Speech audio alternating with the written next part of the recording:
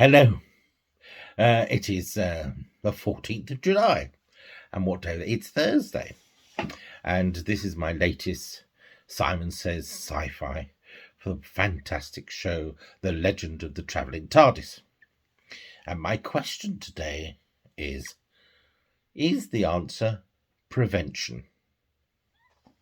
It's been quite fascinating looking at the photographs that have come back from the James Webb telescope through NASA.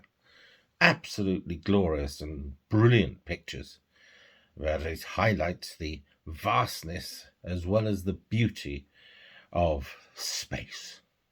But it also sort of tells us that we're a long, long way off from actually being able to leave planet Earth and travel and explore the glorious sights that we've seen.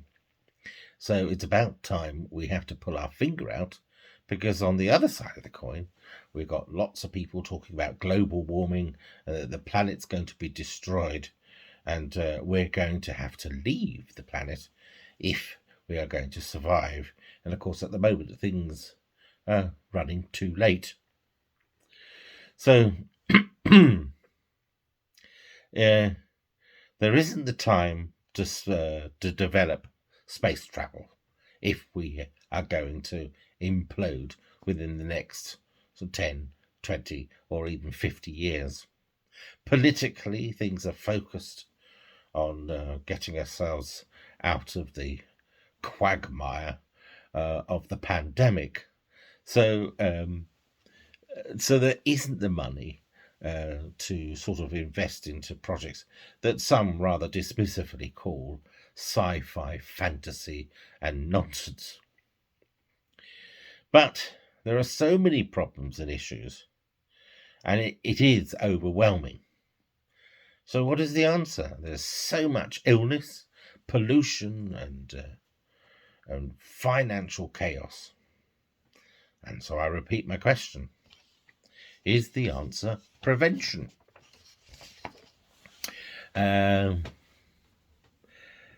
Space travel for us all is a long, long way. Long, long way. And we may not even achieve it at all. So the answer is we need to look after the planet. So my suggestions are that there can be some short-term fiscal policies that can help people initially.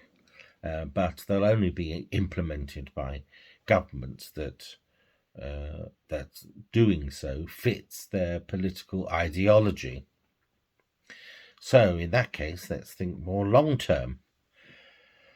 Putting pandemics to one side, there are so many serious illnesses, and there is so much caused by pollution and bad air quality, and poisonous substances being pumped into rivers, lakes, and of course the seas and oceans. And this, of course, affects us all, because the land becomes poisonous, and the livestock feed from the land, and the plants grow on the land, and of course we consume everything, and so in turn we're going to be polluted as well. Whether you are a vegan, a vegetarian, or an omnivore, we all eat something. And if it's growing in pastures that are poisonous, we in turn are going to be poisoned, and that's why we're so ill. For those of you who dismiss about taking action, because what's the point? Other countries aren't doing it. I laugh with despair, because I say, why not lead by example? Let us be the first. Let us be the first country to clean up and do what is, in fact, the correct thing. In previous vlogs, I've advocated public programs to clean up waterways and the seas, and above all, to deal with our sewage systems. Here in the UK, for example, our main sewers were built in the Victorian era and just cannot cope with what they're having to deal with today. They are, of course, crumbling. There are some projects that are trying to either repair or renew the system, but we really need a larger program. And people will say, but it's too expensive. I've been called a fool even for coming up with such ideas. But then what is the cost of not doing anything? My argument is that if there is clean air and there is clean water, over time there'll be less illness, which means there'll be less sick days, and so higher productivity, which in turn helps with the economy. And if we help with the economy, we'll then have finances to invest in new, cleaner technology and maybe more effective technology, which will in turn help us leave planet Earth if we need to. But I say spend the time concentrating on looking after planet Earth. After all, it is our life pod.